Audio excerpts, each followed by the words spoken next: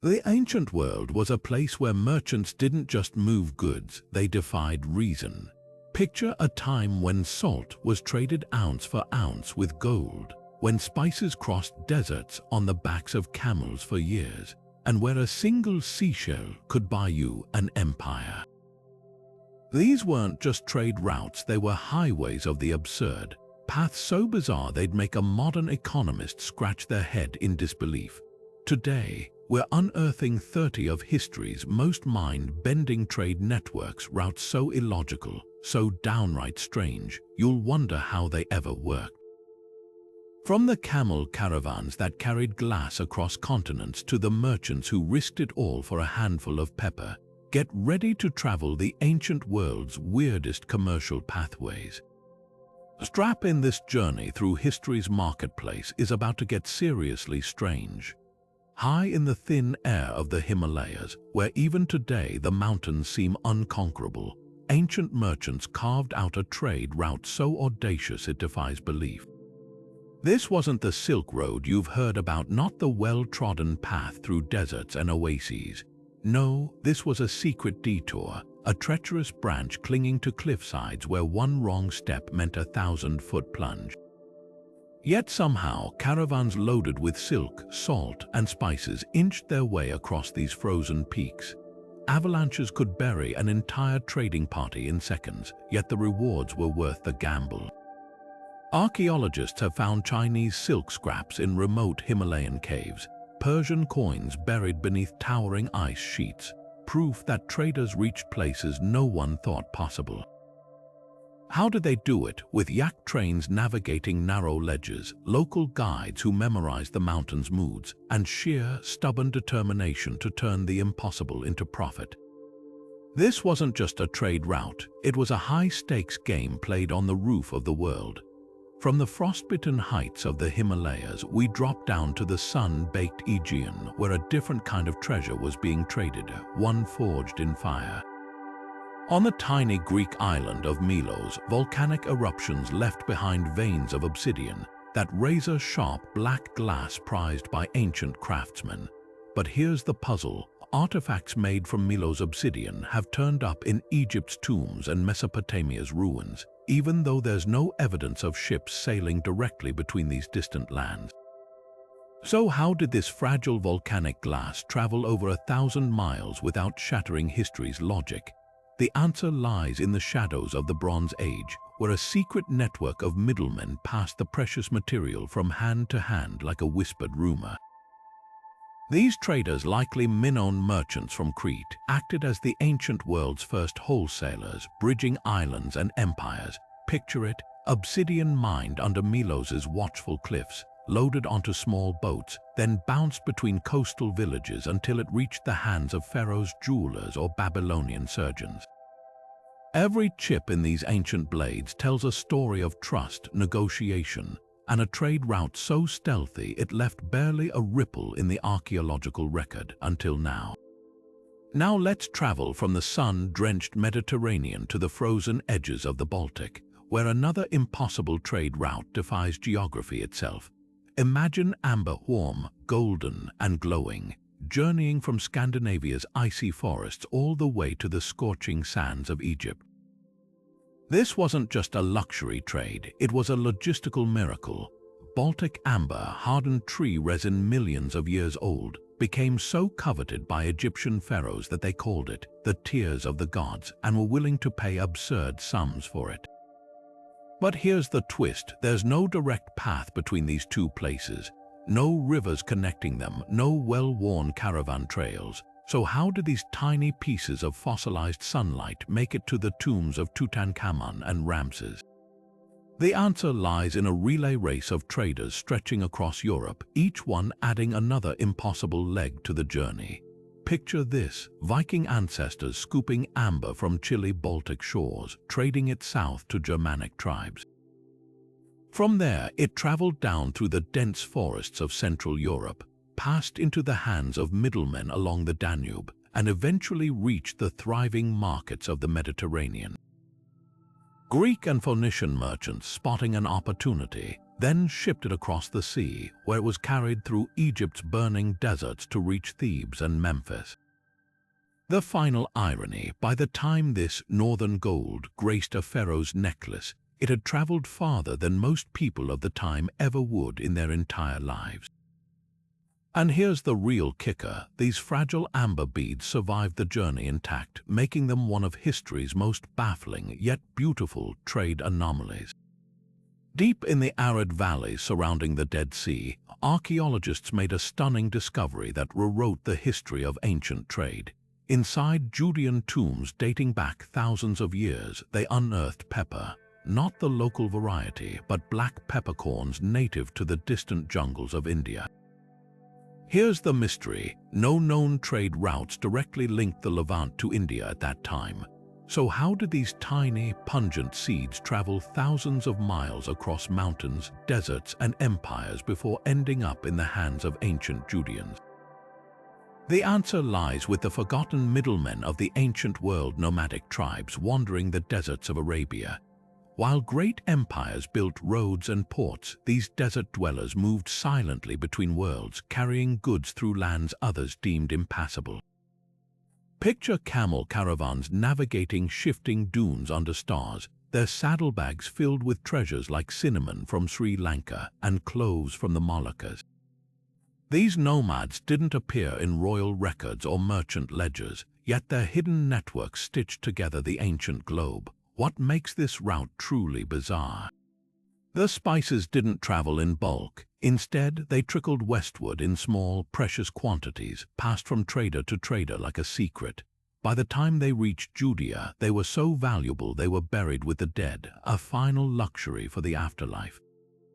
This wasn't commerce as we know it. It was a slow, centuries-long relay race through the world's harshest landscapes, proving that even the most impossible trade routes found a way. Among the towering pyramids of the Maya, craftsmen carved exquisite jade ornaments, stone so sacred it was worth more than gold in their world. Yet somehow, these luminous green treasures surfaced in the icy graves of Alaskan tribal leaders halfway across the continent. This isn't just a case of lost artifacts, it's a geographical impossibility. Central American jade doesn't naturally occur in the Arctic.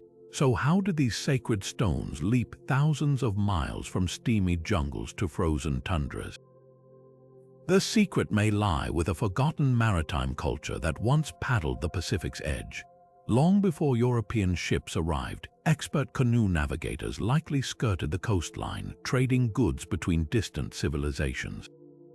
Picture massive dugout canoes laden with jade beads and figurines, moving northward in short hops, trading with coastal villages, island communities, and river settlements along the way. Each exchange added another link in a chain stretching from the Yucatan to the Yukon. What's truly baffling is the timeline. These Alaskan jade pieces predate known long-distance trade networks by centuries, suggesting an earlier, undocumented era of seafaring commerce. Perhaps storms blew traders off course, or maybe ambitious chieftains sent envoys seeking exotic status symbols. Either way, the presence of Mayan jade in Arctic burials reveals an ancient world far more connected and far more daring than we ever imagined. These weren't just traders, they were rock-star navigators who turned the entire Pacific coast into their marketplace. At the height of the Bronze Age, a crisis nearly toppled mighty kingdoms, and it all hinged on a dull grey metal dug from the rainy hills of Cornwall. Tin might seem unremarkable today, but back then, it was the magical ingredient that transformed soft copper into unbreakable bronze. Without it, empires crumbled. The problem: the closest major tin deposits were in what's now England, thousands of treacherous miles from the flourishing civilizations of the Mediterranean. Shipwrecks tell the story best. Off the coast of Turkey, divers found a vessel from 3,000 years ago, its hull packed with hundreds of copper and tin ingots, a floating treasure chest meant to arm an empire. But the most telling detail: the tin didn't match local sources. Chemical analysis traced it straight back to the mines of Cornwall. That means Bronze Age merchants were braving stormy Atlantic waves, hostile coastlines, and pirate raids just to haul this precious cargo south. The route was madness, an endless relay of danger. First, miners extracted tin from Cornwall's waterlogged pits. Then, Celtic traders loaded it onto small boats to cross the English Channel, where middlemen in Gaul transported it overland to the Rhone River. From there, it floated down to the Mediterranean, passing through countless hands before Greek or Phoenician ships finally carried it east. Every step was a gamble. Pirates stalked the coast, storms swallowed ships whole, and rival tribes demanded tolls. When this fragile supply chain snapped, like during the mysterious late Bronze Age collapse, entire civilizations fell into chaos. Armies ran out of weapons, farmers lost their tools, kings begged for shipments that never came. The humble tin trade, stretching across half the known world, held the fate of empires in its unassuming grip. The next time you glance at a tin can, remember this ordinary metal once fueled a desperate, globe-spanning scramble that shaped history itself. In the scorching deserts of southern Arabia, where the air shimmers with heat, merchants spun a brilliant deception, one that fooled even Rome's sharpest minds. The Incense Road wasn't just a path for transporting frankincense, it was a carefully staged illusion. Traders whispered of lush oasis cities brimming with water and wealth, dotting the route from Oman to the Mediterranean. But when Roman expeditions went searching for these legendary hubs, they found only endless dunes. The truth, these cities never existed. Frankincense, that precious resin burned in temples from Jerusalem to the Pantheon, had to travel over 1,000 miles across some of Earth's most unforgiving terrain. To justify its sky-high price, merchants invented fantastical waypoints: Ubar, the Atlantis of the sands, or Shisar, a paradise of palm groves. These stories weren't just tall tales, they were calculated marketing. By exaggerating the dangers and inventing phantom oases, traders made each ounce of resin seem like a treasure wrested from the jaws of death itself. Survival on this route demanded more than clever storytelling. Caravans moved by night, navigating by stars to avoid the sun's wrath. They carried hollowed-out gourds of water buried deep in the sand along pre-marked routes, creating secret caches only the initiated could find. Some even trained camels to sniff out underground springs, turning the desert's tricks back on itself. And when bandits or rival traders threatened, they'd scatter decoy sacks filled with worthless myrrh, saving the real frankincense for those who knew where to look. The genius of this trade route wasn't just in moving goods, it was in selling the dream of the impossible. By the time Roman priests cracked open a jar of frankincense, they weren't just holding resin. They were holding a mirage shaped by centuries of cunning, whispered from one trader's lips to another's ear across the shifting sands. Buried beneath the sun-baked soil of Kenya's Swahili coast, archaeologists unearthed a riddle wrapped in blue and white delicate shards of Ming Dynasty porcelain, far older than any documented contact between China and East Africa. This wasn't just a case of misdated artifacts. These fragments predated Zheng He's legendary voyages by centuries, implying ships were making this impossible journey long before history bothered to record it. But here's the hitch: no wrecks have ever been found along the expected route. It's as if these vessels simply vanished into the wind. The key to this maritime mystery might lie in the whispers of monsoon winds. Ancient Arab and Swahili traders spoke of a ghost current, a hidden seasonal wind pattern that could fling ships off course, hurling them straight toward Africa's eastern shores. Picture a Chinese junk laden with celadon bowls and blue-glazed vases caught in a storm.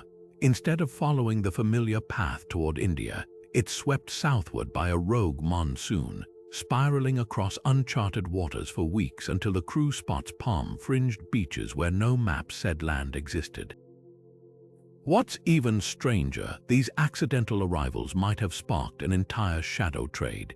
Local merchants, recognizing the value of these sky-colored ceramics, could have hoarded them as mystical treasures from beyond the horizon.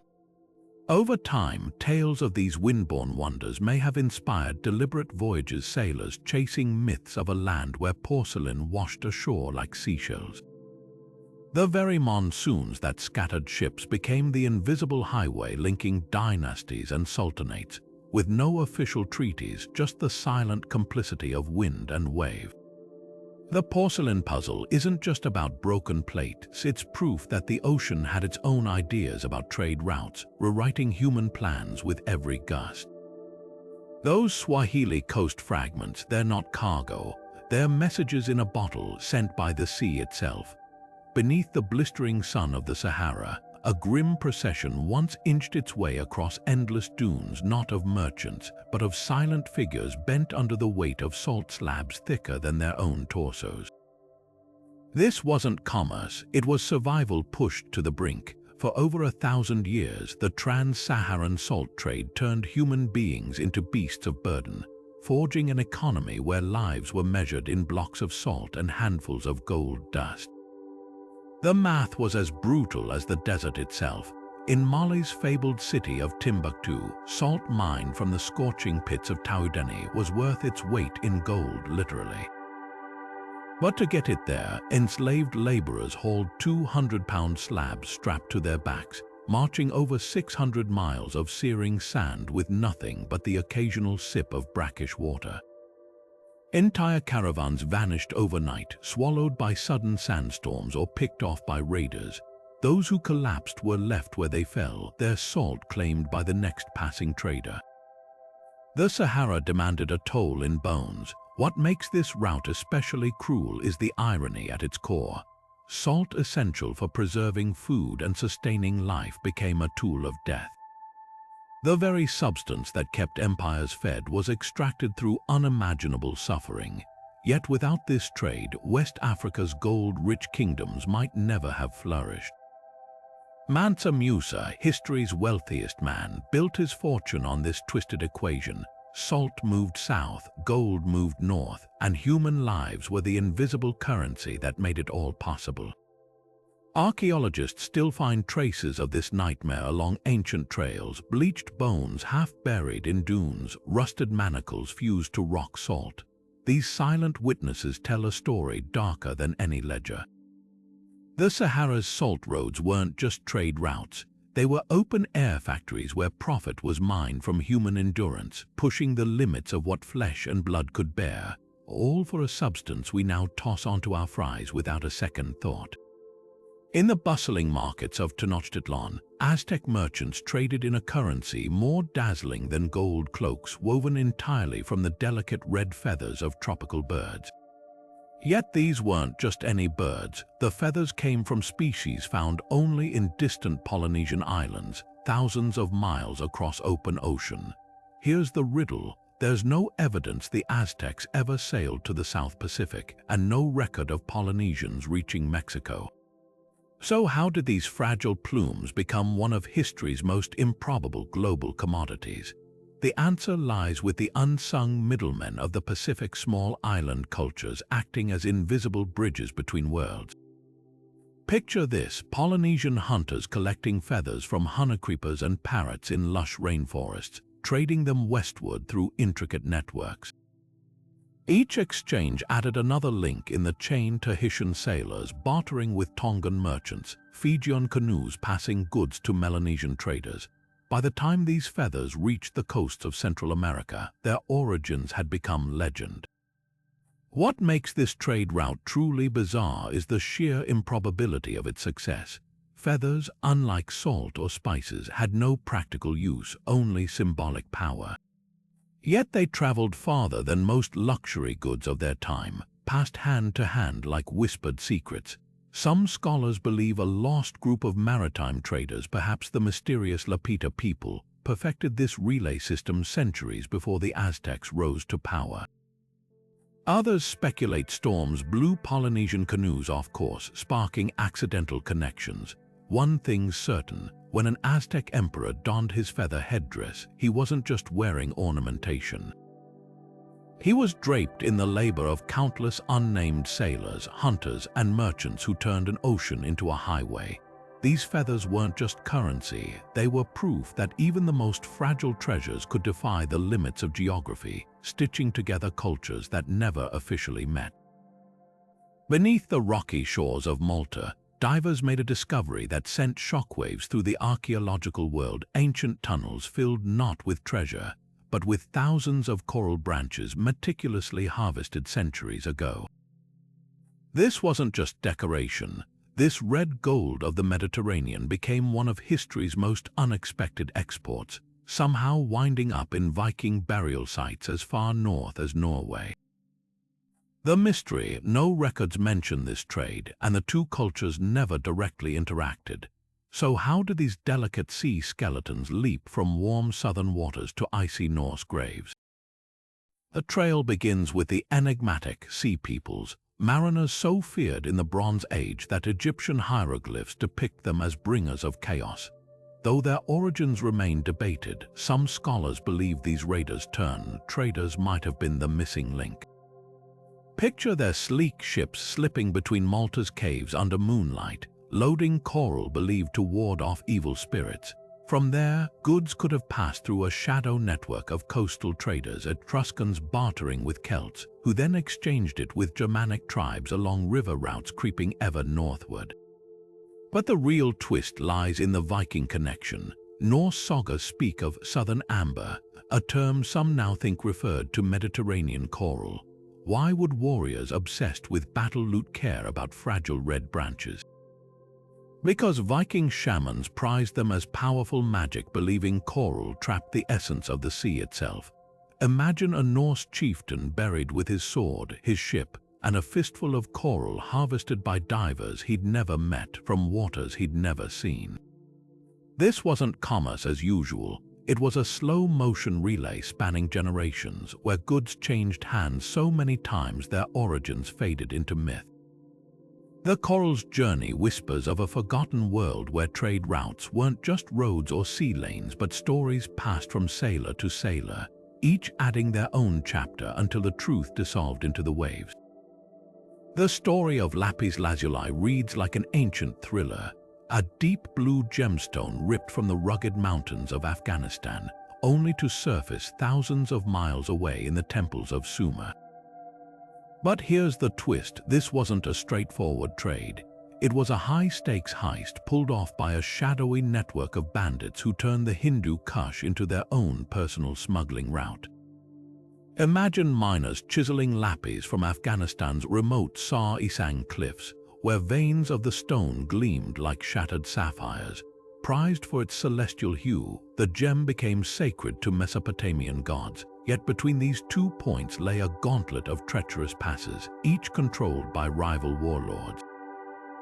There were no friendly caravans here. Instead, the journey unfolded like a deadly relay. Local tribes ambushed shipments, sold them to mountain clans, who then traded them to desert raiders. By the time lapis reached Sumer's ziggurats, it had changed hands in a dozen violent exchanges. What makes this route truly staggering is how these so-called lapis cartels operated with near-industrial precision. Bandits didn't just steal, they enforced monopoly. Certain mountain passes became toll roads for smuggling, where chieftains demanded cuts of the loot. Some even stamped stolen lapis with secret markings, creating an ancient black market where provenance meant nothing and survival meant everything. The irony. While Sumerian priests cherished this stone of heaven, they likely never knew the blood spilled to bring it to their altars. Every fragment of Afghan lapis in Mesopotamia whispers of midnight ambushes, backroom deals, and a trade so ruthless it would make modern cartels nod in respect. This wasn't commerce, it was organized crime draped in divine blue. In the sweltering ports of ancient India, merchants crafted exquisite ivory statues destined for kings and temples, only for those very same tusks to make an absurd round trip across continents. This wasn't just trade, it was history's most baffling case of ivory laundering. Here's how the scam worked. Indian artisans carved delicate works from locally sourced elephant tusks, shipping them west to Arabia and Egypt as luxury goods. But then, something bizarre happened. Arab traders, spotting an opportunity, began smuggling African ivory back to India, disguising it as exotic imports to fetch premium prices. The result, Indian buyers were unknowingly repurchasing their own region's ivory at inflated costs after it had taken a detour through foreign bazaars. The route's absurdity hid ruthless efficiency. African hunters supplied fresh tusks to Red Sea ports, where middlemen bleached and re-carved them to mimic Indian styles. By the time these fakes reached Mumbai's ancestors, even experienced dealers struggled to spot the difference. The real kicker, some ivory completed this loop multiple times, gaining value with each fraudulent lap. What made this scheme possible? A perfect storm of demand and deception. Indian royalty prized ivory's purity, assuming African tusks were superior. Meanwhile, corrupt officials along the route took bribes to look the other way, creating an ancient grey market. Ship manifests were forged, origins were obscured, and everyone from Somali sailors to Gujarati merchants got a cut. Archaeologists uncovered the smoking gun. Ivory artifacts in Indian tombs chemically matched African elephants, yet bore made in India seals. This wasn't just a trade route, it was a 3,000-year-old con job, proving that when profit's involved, even geography can be faked. Buried deep beneath Egypt's golden sands, archaeologists uncovered a dagger that shouldn't exist, a blade forged not from earthly metals but from the heart of a fallen star. This wasn't just any weapon, its iron gleamed with an unearthly purity, untouched by rust after millennia. The shocking truth, this metal came from meteorites crashing into distant Siberia, then traded across continents by cultures who had no idea they were handling pieces of the cosmos. The journey of sky iron reads like an ancient sci-fi tale. Imagine Siberian nomads stumbling upon strange, pitted rocks in the tundra, meteorite fragments that, when heated, yielded metal stronger than anything mined from the ground. To them, it was a divine gift, thunderstones hurled by gods. But when traders began bartering these celestial chunks along the steppe routes, something extraordinary happened. By the time the metal reached Egypt's royal smiths, its origins had morphed into myth. Pharaohs believed their daggers were crafted from the bones of celestial beings, weapons fit to pierce the veil between worlds. What makes this trade route truly mind-bending is the scale of misunderstanding. Bronze Age middlemen had no concept of space rocks. They simply knew this iron was rare, valuable, and unlike anything else. Chemistry confirms it. Artifacts like King Tut's dagger contain traces of nickel and cobalt found only in meteorites, yet the route itself was brutally practical. Siberian hunters traded meteorite iron to steppe tribes who carried it south to Mesopotamia. From there, it entered the bustling networks of the ancient Near East, changing hands until it reached the Nile. The real magic lies in the stories woven around this cosmic commodity. Hittite texts called it fire from heaven, while Egyptian priests whispered that it could slay demons. Every exchange added another layer of legend, turning cold metal into something sacred. So the next time you gaze at the night sky, remember, those shooting stars weren't just pretty lights. They were interstellar delivery trucks shipping raw materials to Earth long before we knew the heavens were even made of metal. Deep in the misty forests of ancient Gaul, a sticky golden secret flowed along hidden trails. Not gold or spices, but honey so potent it could send warriors into prophetic visions. The Druids didn't just keep bees, they bred them to feast on rhododendron flowers, creating a hallucinogenic delicacy that became Europe's first underground drug trade. While Rome taxed every olive and amphora of wine, these Celtic priests moved their mind-bending honey right under the empire's nose, using a network so covert even historians are still piecing it together. The genius of this operation lay in its simplicity. Druid bee shamans, trained from childhood to handle swarms without fear, would harvest the psychedelic honey in remote sacred groves. Then, disguised as simple beekeepers, they'd transport it in hollowed-out logs sealed with wax, avoiding major roads where Roman tax collectors lurked. Some shipments traveled as far as Greece, where elite philosophers reportedly used it for mystical rituals, but the real magic was in the route's guardians. At certain waypoints, beekeepers would pass their cargo to wandering bards musicians whose songs held encrypted directions to the next drop-off. If intercepted, the honey appeared to be just another folk remedy. Only initiates knew which batches contained enough grey-anotoxin to blur the lines between worlds. Archaeologists have found traces of this trade in unlikely places, residue in ceremonial cauldrons from Brittany to the Black Sea, all chemically linked to Gallic rhododendron. The Druids understood what modern smugglers know: the best way to hide a treasure is to make it seem ordinary. While legions marched and emperors schemed, Europe's first psychedelic underground hummed along, guided by the quiet wisdom of bees and the men who spoke their language. High in the windswept steppes where China's Great Wall meets the open plains, an audacious scam unfolded, one so slick it fooled emperors for generations. The silk for horses trade sounded like a fair deal on paper. China's luxurious bolts of silk in exchange for the nomads' legendary warhorses, creatures said to sweat blood and outrun storms. But dig deeper and you'll uncover an ancient con game that would make modern fraudsters blush. Nomadic tribes like the Xiongnu mastered the art of the hollow promise.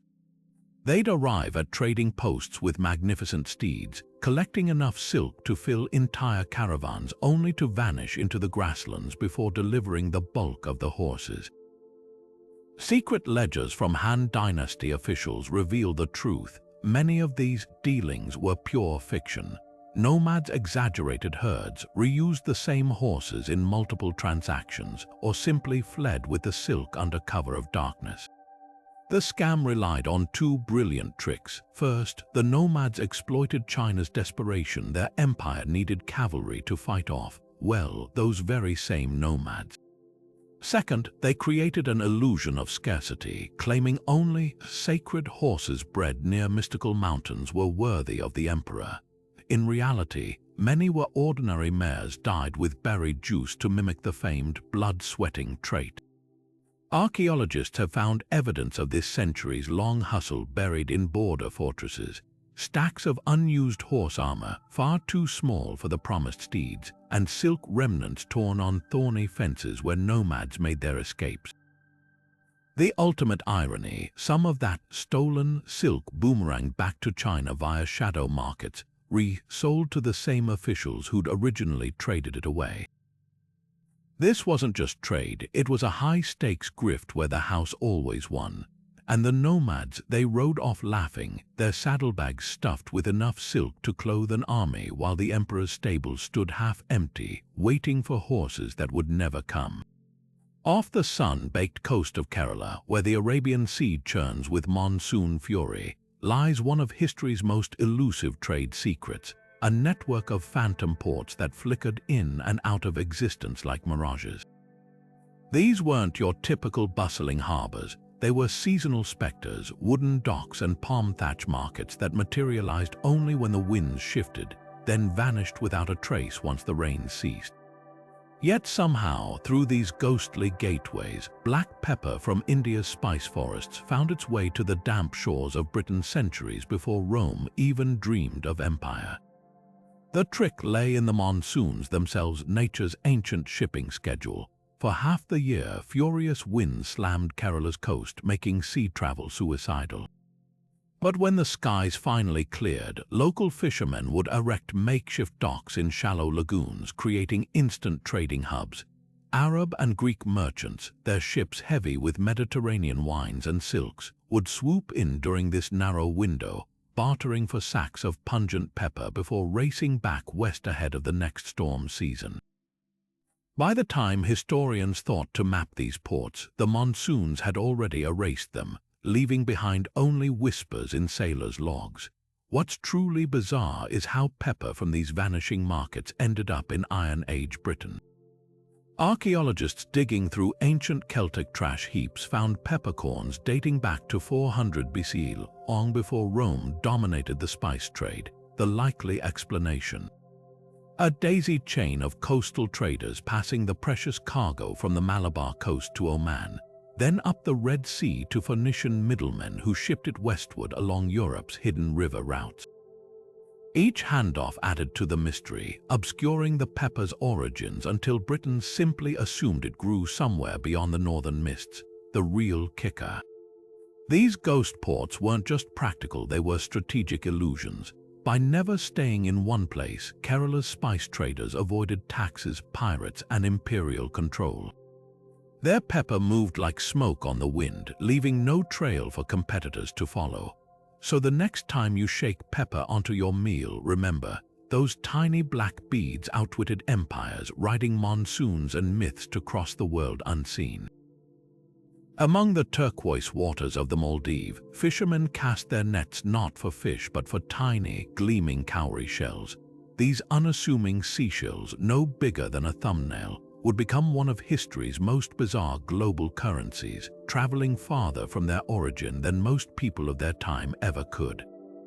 Imagine this, shells plucked from coral reefs ending up deep in the Sahara, exchanged for gold in the markets of Timbuktu, or buried in royal tombs along the Yangtze River. How did something so useless in the desert become more valuable than salt or silver? The answer begins with economics, but ends in something closer to mass hallucination. Cowries had no inherent practical value. They couldn't be eaten, forged into tools, or even worn as jewelry in landlocked empires. Yet African kingdoms like Mali imported them by the ton, stockpiling them in royal vaults as if they were precious gems. Chinese emperors used them to pay armies. Even Native American tribes along the Mississippi traded them as sacred objects. The cowrie's rise wasn't organic, it was engineered. Historians now suspect a shadowy network of Arab and Indian merchants orchestrated this shell economy like an ancient pyramid scheme. By controlling the supply from the Maldives, they created artificial scarcity, convincing distant cultures these shells held mystical power. Ship logs reveal deliberate deception, traders spreading rumors that cowries grew only under a blood moon, or that they warded off evil spirits. The result? A self-perpetuating myth where demand inflated simply because everyone believed the shells were valuable. But the strangest twist lies in the archaeological record. Inland cultures began treating cowries like divine objects, burying them in ritual patterns or grinding them into magic potions. Some West African tribes even developed shell-based accounting systems, threading them onto strings like primitive spreadsheets. The cowrie didn't just mimic money, it spawned entire cults, transforming a humble seashell into a global obsession. By the time European colonizers arrived, the spell was breaking. They found warehouses stacked with millions of rotting shells, a speculative bubble already collapsing under its own absurdity. The cowrie conspiracy remains history's greatest reminder. Sometimes the most powerful currency isn't gold, it's collective belief, polished smooth as sea glass by generations of unquestioning hands. In the shadowy alleys of ancient Pompeii, a thriving black market dealt in contraband more valuable than spices or jewels, stolen Egyptian papyrus, smuggled through tunnels beneath the Mediterranean. Rome had banned its import, terrified this fragile paper could spread ideas faster than legions could crush rebellions. Yet despite imperial decrees, scrolls kept flowing, rolled inside wine barrels, sewn into sailcloth, even stuffed inside hollowed-out statues of the gods. The masterminds behind this underground trade, a ruthless network of scribes and ship captains known as the Scroll Mafia. These weren't ordinary merchants, they were knowledge smugglers, risking execution to traffic philosophy, poetry, and seditious texts. Archaeologists recently uncovered their operation in Pompeii's ruins, a villa with false walls hiding stacks of papyrus, its cellar leading to a tunnel that snaked toward the docks. What made this route so ingenious was its packaging. Smugglers soaked papyrus in brine to disguise its scent from customs dogs, then pressed it flat between layers of salted fish, a stinking but effective camouflage. Once in Rome, dealers would carefully rinse off the brine, selling the dried sheets to underground libraries at 20 times their weight in silver. The real money, though, came from copying banned texts. Some scroll mafia rings even employed enslaved scholars to reproduce works by the light of oil lamps in hidden scriptoriums. The stakes couldn't have been higher. When Vesuvius erupted, it preserved eerie evidence of this trade mid-transaction. A carbonized shipment of papyrus still packed in fish barrels, never reaching its destination. Those fragile sheets held more than ink. They carried subversion, satire, and secrets Rome desperately wanted to suppress. Every smuggled scroll was a silent rebellion, proving that even emperors couldn't control the most dangerous cargo of all ideas.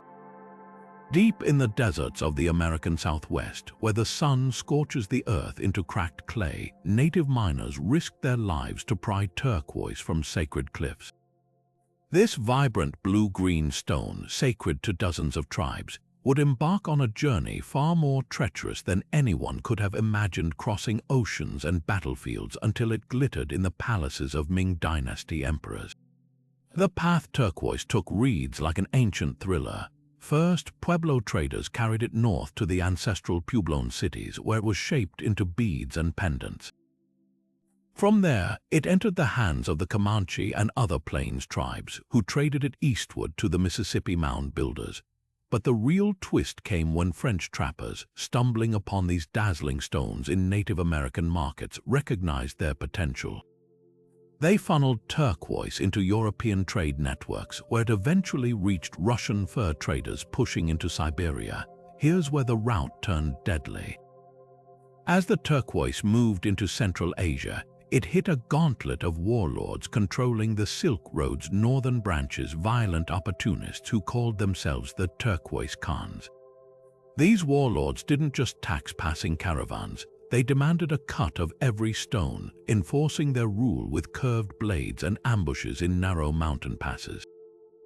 Some even branded turquoise with tiny markings, like a macabre certification of their toll.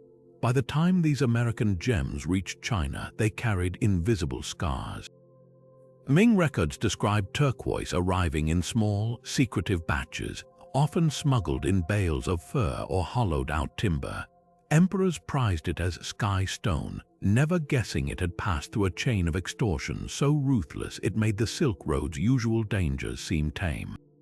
The cruel irony, the very warriors who bled for this trade had no idea their sacred stone would end up half a world away, embedded in the throne of an emperor who'd never even heard of the deserts where it was born. On the icy shores of Greenland, Inuit hunters harvested a material so strange, so impossibly flexible, it would spark one of history's most creative deceptions, whalebone. But this wasn't just any trade. By the time these eerie white ribs reached medieval Europe, they'd transformed into something far more mystical, the bones of dragons. The journey began with the Inuit, who carved whalebone into tools and sled runners, valuing its strength in the harshest winters. Then came the Vikings, those masters of both raids and tall tales. Spotting an opportunity, Norse traders bundled up whalebone alongside furs and walrus ivory, spinning a story so convincing it lasted centuries. To European alchemists and nobles, this wasn't mere bone.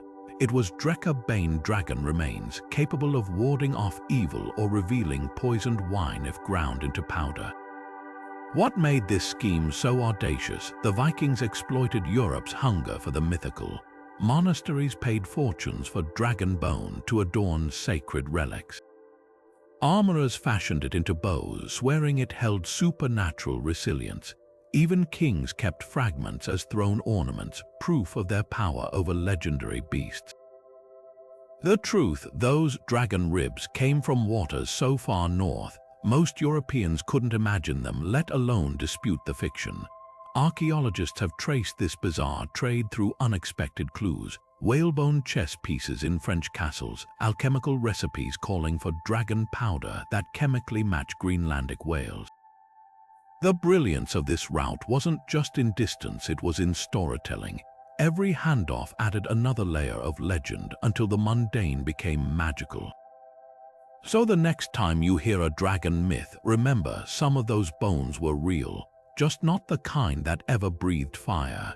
In the misty highlands of ancient Gaul, Celtic chieftains were laid to rest with treasures that shouldn't have existed there, exquisite glass vessels shimmering with colors only crafted in the distant furnace towns of Syria.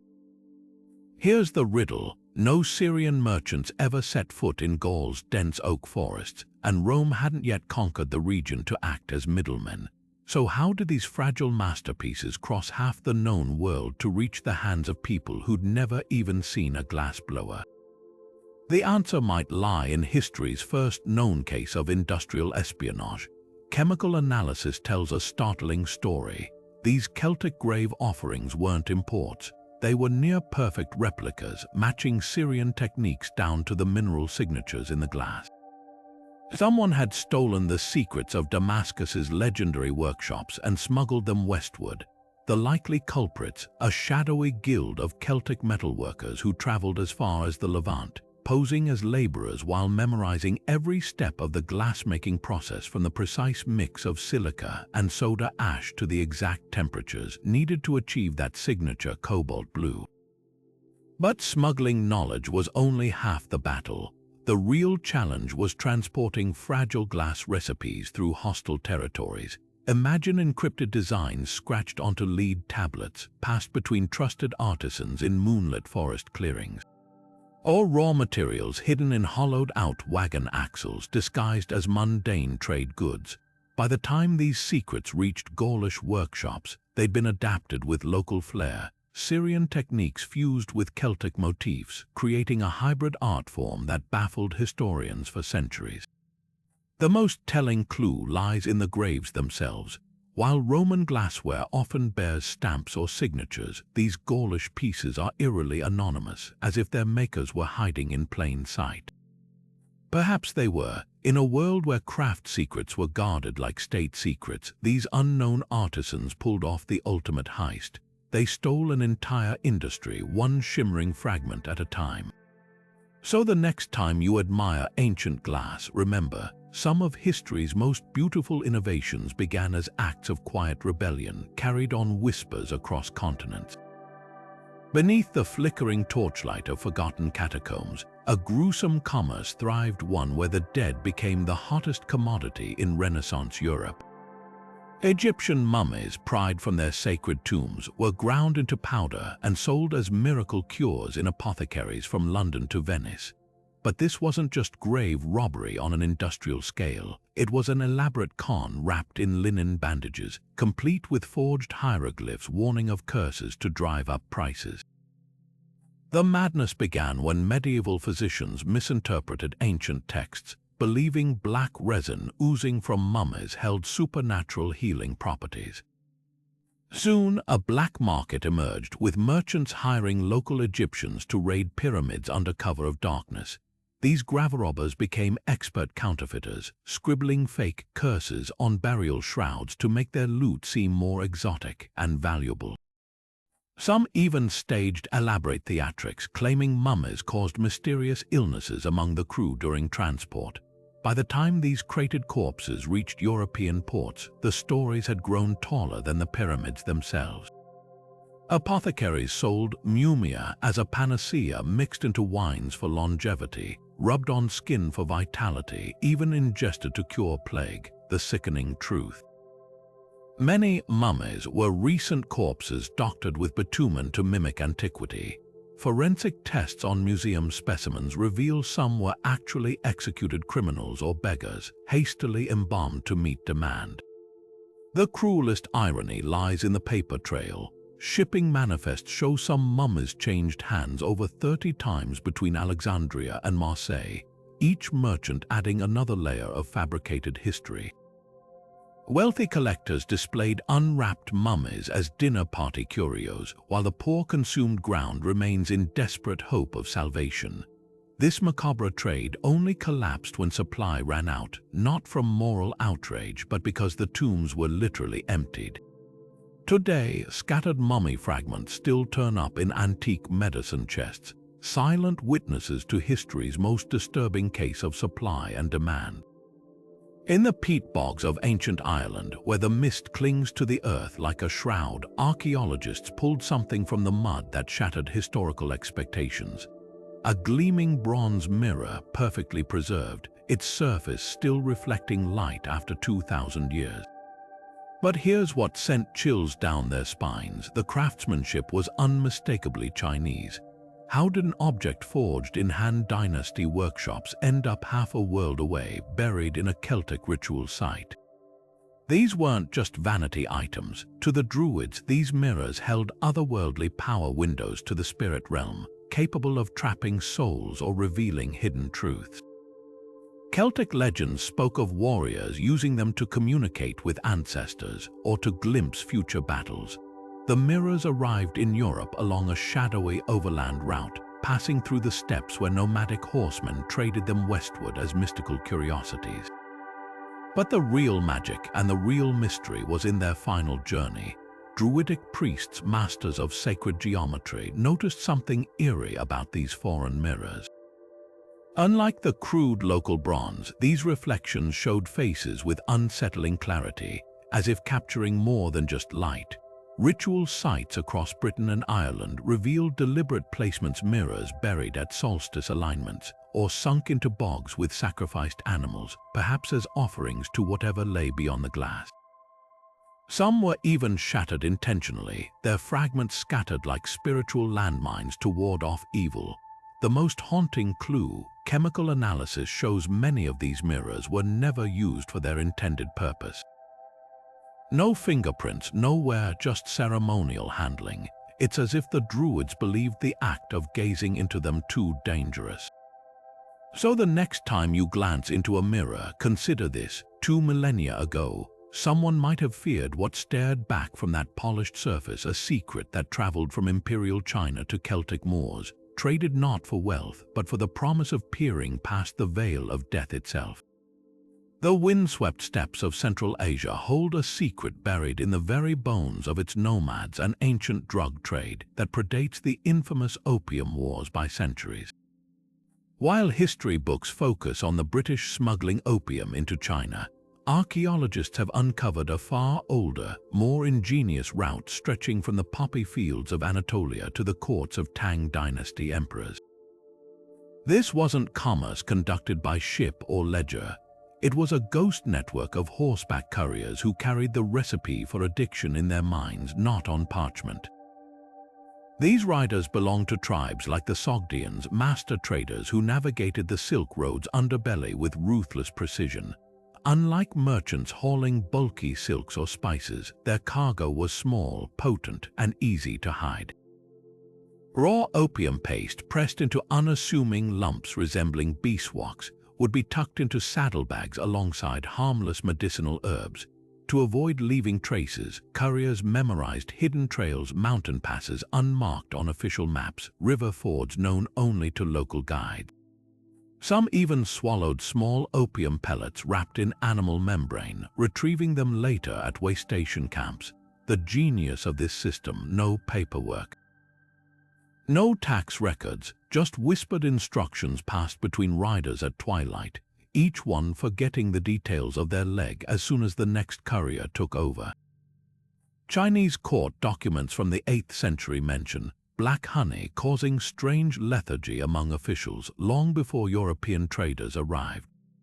Chemical residue on ceremonial cups confirms that opium was already seeping into elite circles, disguised as a Persian curiosity. What makes this route truly sinister is how it exploited trust. Nomads delivering opium often posed as healers, offering it as a remedy for pain or insomnia. By the time Tang physicians realized its addictive nature, the steppe riders had already created a demand they alone could satisfy. The real tragedy: this highway of addiction wasn't paved with gunboats or treaties, just the silent hoofbeats of horses carrying a poison wrapped in tradition, crossing deserts and dynasties long before the world learned its name. High in the Andes, where the air thins to a whisper, Spanish conquistadors made a discovery that defied all logic: Inca nobles wearing necklaces of luminous Persian Gulf pearls. These weren't just any jewels, their unique iridescence matched oysters harvested exclusively from Bahrain's hidden reefs. Yet no ship from the Islamic world had ever docked on Pacific shores. So how did treasures from the warm waters of Arabia end up around the necks of emperors who ruled over cloud forests and snow-capped peaks? The answer might lie beneath the waves, not with merchant ships, but with an astonishing underground network of pearl divers turned smugglers. Along Central America's coast, archaeologists have found evidence of specialized diving communities that harvested local pearls, but also secretly traded with Polynesian seafarers who'd crossed the Pacific. These encounters weren't random. Polynesian oral histories speak of long voyages to meet pale divers, likely referencing light-skinned Moche people from Peru's northern coast. Here's where the plot thickens. Chemical testing on Inca pearls reveals some were drilled using techniques unique to Persian jewelers: tiny, perfectly symmetrical holes made with copper tools not found in the Americas. This suggests a breathtaking relay: Bahraini pearls passing through Indian Ocean trade networks to Southeast Asia, then hopping between Pacific islands via Polynesian double-hulled canoes before finally reaching South American shores. Each handoff added layers of myth, transforming simple beads into sacred objects. The most tantalizing clue: Inca priests called these pearls tears of the moon god, believing they held power over tides and fortune. Meanwhile, Persian sailors whispered that pearls carried the souls of drowned divers. Two cultures, continents apart, spinning eerily similar legends around the same treasure. Perhaps this wasn't just trade, it was the birth of a clandestine pearl cult, its members bound not by geography, but by their reverence for the sea's most elusive gift. The real magic wasn't in the pearls themselves, but in the invisible web of believers who carried them across an ocean, turning commerce into something closer to pilgrimage.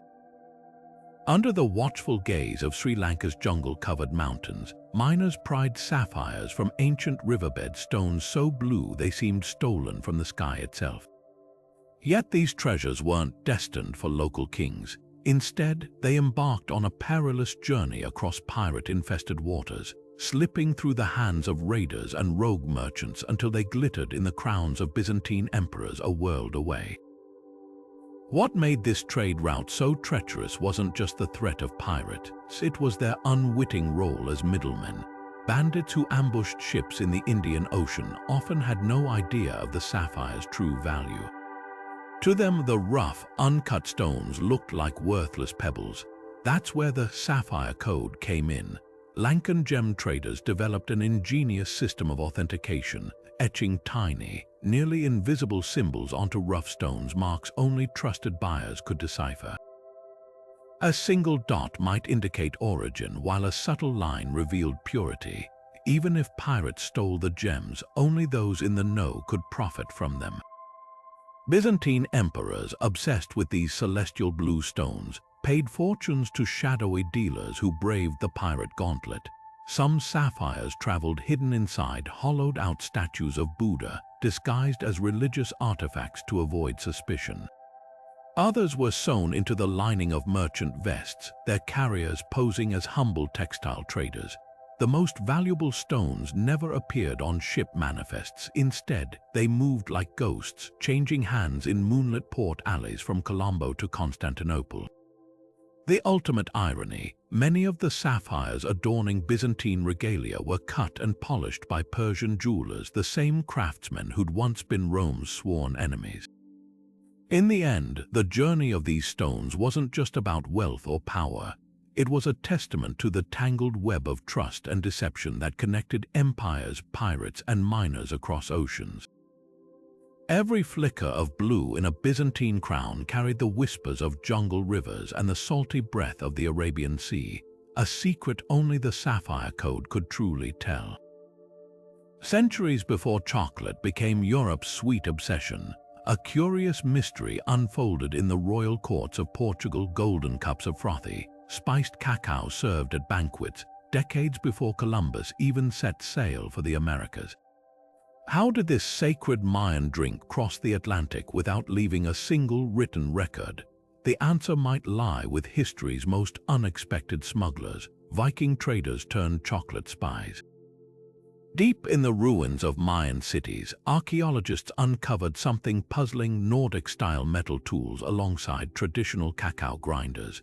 These artifacts suggest Norse explorers may have ventured much farther south than previously believed, possibly reaching Mesoamerica during their infamous voyages. While the Vikings left no settlements, they likely recognized cacao's value as a luxury item. Imagine longships loaded not with plundered gold, but with carefully sealed clay jars of bitter cacao beans, their true worth hidden beneath layers of wool and fur. By the time this precious cargo reached Europe, it had taken a detour straight out of a spy novel. In the bustling ports of Seville, a shadowy network known as the Chocolate Whisperers operated in plain sight. These merchants, part traders, part thieves, disguised cacao as exotic medicine or even dye ingredients to slip it past customs. Ship manifests from the time list mysterious black almonds arriving from Ireland, a clever cover for smuggled beans funneled through Norse Gaelic trade routes. The Smoking Gun, a faded ledger from Portugal's royal archives describing a heathen drink, gifted to Prince Henry the Navigator in 1438, long before official Spanish accounts mentioned chocolate. Chemical tests on residue in the cup matched Mayan cacao down to the trace chili peppers. Whoever pulled off this deception didn't just beat Columbus to the New World's flavors. They rewrote the rules of global trade, proving some secrets were too delicious to stay buried.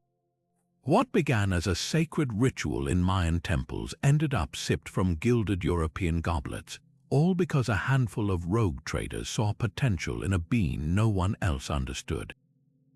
The real genius wasn't in the smuggling, it was in selling an acquired taste as a status symbol, turning bitter cacao into the ultimate luxury before Europe even knew what it was drinking. Deep in the jagged peaks of the Andes, the Cerro Rico mountain loomed like a colossal beacon of wealth, its veins bursting with so much silver, they called it the mountain that eats men. By the 16th century, Spanish conquistadors had turned Potosi into the world's richest silver mine, fueling empires with its precious metal. But while galleons laden with silver sailed for Spain, a shadow fleet was steering eastward, smuggling fortunes straight into the coffers of Mughal India. This wasn't just spillage or lost cargo. It was an elaborate heist orchestrated by the so-called silver pirates, rogue Portuguese merchants and Arabian navigators who intercepted Spanish ships under cover of monsoons. Their trick, exploiting a fatal flaw in Spain's trade strategy. Overloaded galleons struggling against storms would often lighten their loads by dumping silver into the sea near the Cape of Good Hope, or so they claimed. In reality, pirate crews had already bribed Spanish captains to lose select chests, which were then fished up by waiting dhows under the guise of salvage operations. The scale of this deception was staggering. Mughal mints in Lahore and Delhi began producing coins with unmistakable Potosi silver, its unique mercury amalgam signature detectable even today. Court records from Akbar the Great's reign reveal a sudden influx of white gold that baffled officials, as Spain had no formal trade ties with India. The truth, Silk Road merchants had gone maritime, using ancient overland trust networks to move silver through ports like Hormuz and Goa. But the real genius of this route lay in its deniability. Pirates stamped diverted silver with counterfeit Spanish marks, creating a paper trail of lost ships that never existed. Meanwhile, Mughal jewelers melted it down into exquisite peacock throne ornaments, erasing its origins entirely. For every silver peso that reached Madrid, another slipped silently into the bazaars of Agra, funding an empire Spain never knew it was bankrolling, the ultimate irony. Those same pirate networks later helped drain Spain's wealth as Mughal middlemen funneled the silver back to Europe, this time as payment for Indian spices. In the end, the Cerro Rico's treasure went round the world only to return as the very thing Spain had sailed across oceans to obtain.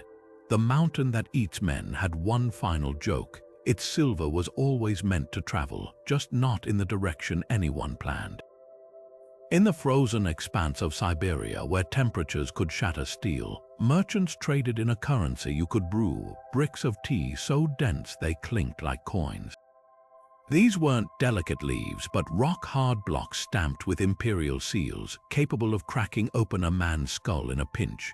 While Europe obsessed over gold and silver, Siberian nomads built an entire economy on something far more practical, a drink that could warm both hands and wallets. The genius of tea bricks lay in their brutal efficiency. Chinese producers steamed and pressed tea leaves into solid slabs, sometimes mixing in herbs or even blood as binding agents. Caravans hauled them north along the perilous tea horse road, where a single brick could buy a reindeer or pay a month's wages. But here's where things got interesting. These bricks weren't just traded, they were tested. Buyers would chip off a corner to inspect the color, sniff for authenticity, even chew a fragment to gauge quality. A good brick had to survive blizzards, bandits, and the occasional use as an improvised projectile during robberies. Enter the tea counterfeiters, rogue traders who mastered the art of deception. Some filled brick cores with sawdust or old leaves, sealing the edges with genuine tea dust. Others boiled inferior leaves in iron pots to darken them, mimicking prized aged varieties. The most brazen even stole imperial stamps to mark their fakes, sparking a cat-and-mouse game with authorities. Silk Road documents reveal trials where accused counterfeiters were forced to drink their own brick. If the brew tasted weak, the punishment was swift. The legacy of this edible currency still lingers. In remote Mongolian yurts, elders tell of ancestors stacking tea bricks like gold bars, while archaeologists find fragments with teeth marks, silent testimony to a time when money wasn't just spent but steeped. Far from the delicate tea ceremonies of Kyoto or London, this was trade at its most rugged, a system where survival depended on the ability to spot a fake before the kettle even boiled. From perilous Himalayan passes to monsoon-ghosted spice ports, we've traveled 30 trade routes that defied logic, geography, and sometimes basic survival instincts. Think about it, merchants hauling meteorite daggers across continents, Polynesian feathers reaching Aztec emperors, or Viking-raided whalebone masquerading as dragon relics. These weren't just economic exchanges, they were high-stakes gambles where the rules of distance and danger were rewritten daily. What's truly astonishing isn't just the distances covered, it's the sheer audacity. Ancient traders treated oceans like shortcuts, deserts like highways, and bandit-infested mountains like mere inconveniences. They turned seashells into empires, pepper into kingdoms, and deception into an art form. Every route we've explored reveals a deeper truth. The past was far more interconnected, reckless, and creatively crooked than our history books ever let on. So, which of these 30 bizarre trade routes left you speechless? Was it the Sahara's salt caravans built on human suffering, or the Himalayan yak trains defying gravity for silk?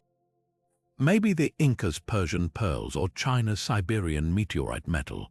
Drop your pick in the comments. We love hearing which historical hustle blew your mind. And if you're hungry for more mysteries that twist logic, hit that subscribe button. The past is full of puzzles just waiting to unravel, and we're just getting started. Until next time, keep questioning what you think you know. History's greatest stories are often the ones hidden in plain sight.